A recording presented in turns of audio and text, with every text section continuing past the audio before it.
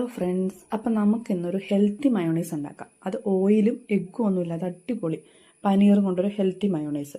അപ്പോൾ വേണ്ടത് 6-7 പനീറും ഒരു വെളുത്തുള്ളി, അതുപോലെ ചില്ലി ഫ്ലെക്സ്, 6-7 നട്ട്സ്.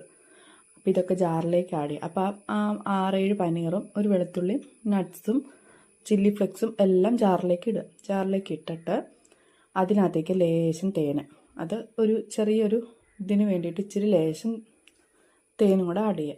എന്നിട്ട് ലേശ പാലും കൂടെ ഒഴിച്ച് നന്നായിട്ടൊന്ന് ബ്ലെൻഡ് ചെയ്തെടുക്കണം. അപ്പോൾ ബ്ലെൻഡ് ചെയ്തെടുക്കുമ്പോഴത്തേക്ക് എല്ലാം ഒന്നും അത്യാവശ്യം ഉടഞ്ഞ് കിട്ടും.